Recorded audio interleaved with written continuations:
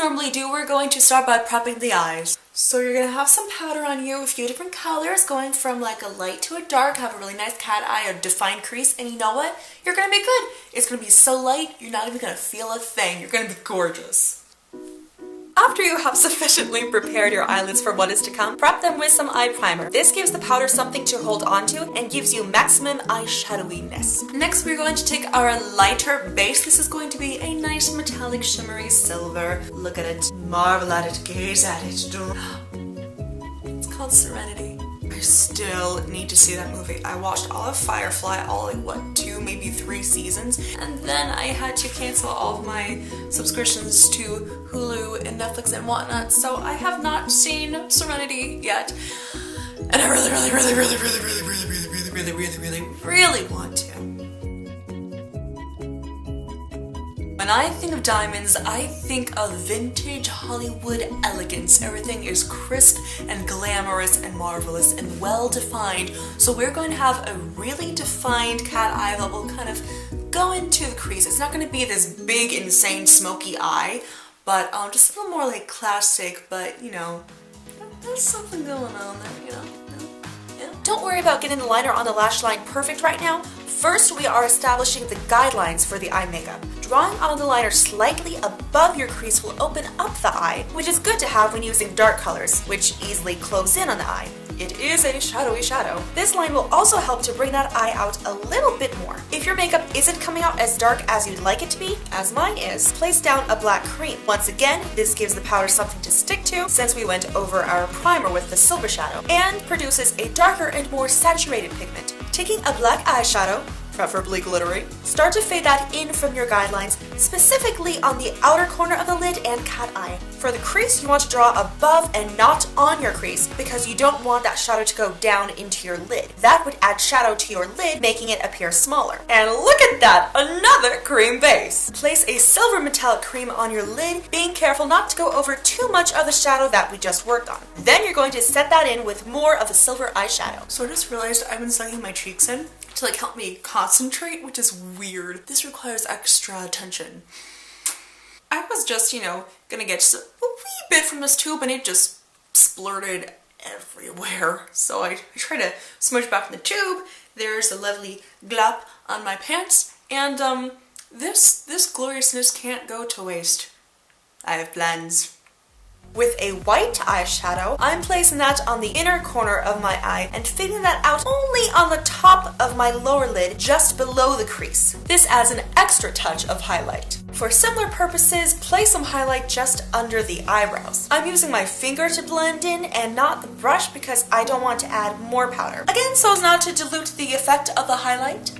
And now is where the real fun begins. To prep the lower lash line for glitter, you can use either eye primer or, as I'm using today, petroleum jelly. We're going to be placing some silver glitter, some diamond dust on the lower lash line. This is to give the idea you're mining for that perfect diamond crystal, and little bits of it sprinkle into debris on the ground. That's kind of what this is going to be like. Now we are ready to finalize the liner. I'm going in the bottom and top water lines with a crayon and drawing on thin lines on the lash lines with black glitter eyeshadow with an angle brush. You can use a crayon or liquid liner, but I felt the eyeshadow fit in best with the aesthetic for this design. A touch of mascara and some falsies to help the lashes stand out against our super smoky look, and we're going to blend the falsies and truies with more mascara and liquid eyeliner to mask the appearance of the imposter lashes. I would usually save the rhinestones as the finishing touch, but the lips have a lot of intricate details into them, so onto the rhinestones.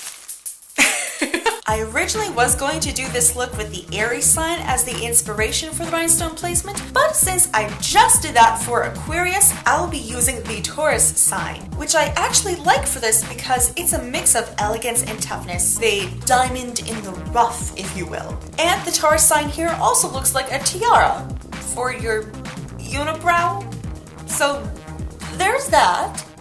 And now comes the real challenge, making my lips look like they are cut out of diamond. What's tricky about this is finding the right shape for the facets and the cuts and everything. Also how tiny the detail is going to be, because I want to make sure I show it off in a tiny little canvas space. Also getting the highlights and shadows correct. The closest thing I get for reference was a stone cut into a heart shape, so I might do that like for the center and then expand it, and we'll see what happens. Not working. Not working. Oh, hey. That didn't work because I was mixing two different mediums when I'm trying to blend.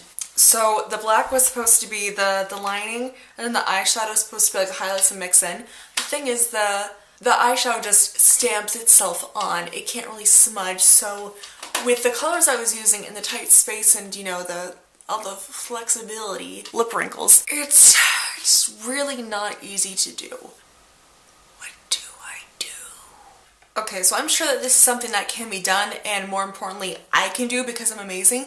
However, because of the creams I have, they are very liquidy and transparent, not body creams like the Ben Nye that I have with other colors, meaning that I can't really do that today. So, knowing that that is an option, I'm going to show you a simpler version. Once again, we are putting down our metallic silver cream base, making sure to create smooth edges and full coverage. Glitter comes to save the day! With some loose silver glitter, I'm going to stick that onto the bottom lip before the makeup dries.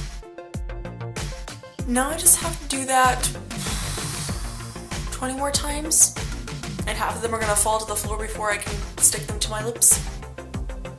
Let the journey begin! For the top lip, I'm covering those with rhinestones, going from medium sizes in the middle and fading out to small on the corners so that I can use as many shiny circles as possible and maintain at least some flexibility in my lips. And of course my camera decided to freak out and not save all of the footage of me placing every single rhinestone on my lip and freaking out whenever it didn't work out.